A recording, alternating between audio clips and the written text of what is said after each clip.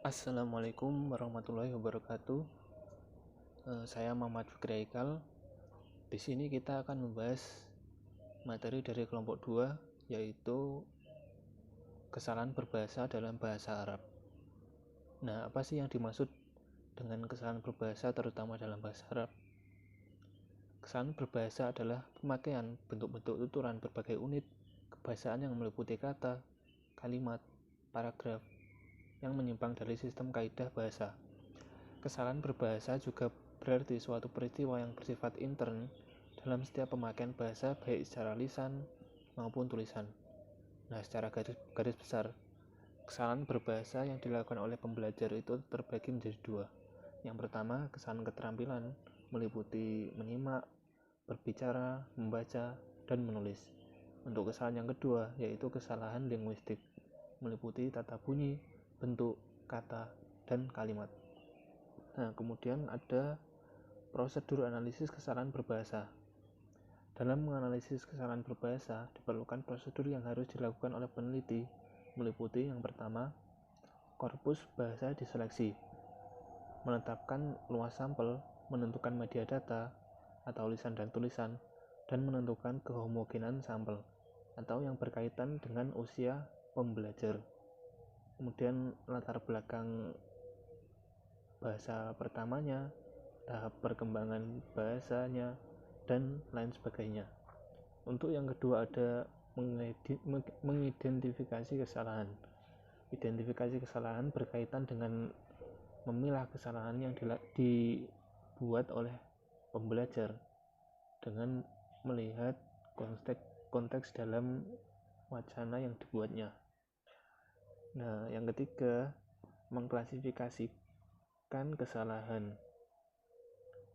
berkaitan dengan penetapan atau penentuan deskripsi gramatikal bagi kesalahan, yaitu meliputi kesalahan di bidang fonologi atau bunyi bahasa, bidang morfologi atau pembentukan kata, kemudian sintaksis atau prinsip dan aturan pembuatan kalimat, dan semantik atau makna bahasa. Kemudian prosedur yang keempat yaitu mengevaluasi kesalahan. Kegiatan pemberian penilaian secara serius pada setiap kesalahan.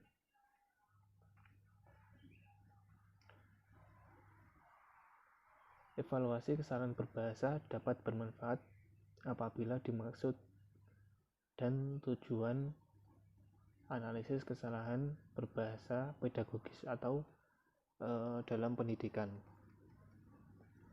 Nah, yang kemudian ada penyebab kesalahan berbahasa.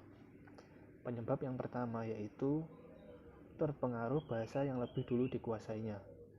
Hal tersebut dapat diartikan bahwa kesalahan dalam berbahasa dapat disebabkan oleh interferensi bahasa ibu atau bahasa pertama terhadap bahasa kedua, yang mana bahasa kedua ini sedang dipelajari oleh si pembelajar. Dengan kata lain, sumber kesalahan berbahasa terletak pada sistem perbedaan linguistik bahasa ibu dengan sistem linguistik bahasa yang sedang dipelajari oleh pembelajar itu. Kemudian penyebab yang kedua ada kekurangan paham pemakaian bahasa terhadap yang dikuasainya. Hal tersebut dapat diartikan dengan kesalahan yang merefleksikan ciri-ciri umum kaidah bahasa yang dipelajari. Dengan kata lain, salah satu kekeliruan dalam menerapkan kaidah bahasa, misalnya kesalahan generalisasi aplikasi kaidah bahasa secara tidak sempurna, dan kegagalan mempelajari kondisi-kondisi penerapan kaidah bahasa. Untuk penyebab yang ketiga ada pengajaran bahasa yang kurang tepat atau kurang sempurna. Hal ini berkaitan dengan bahasa yang diajarkan atau yang dilatihkan dan cara pelaksanaan pengajaran.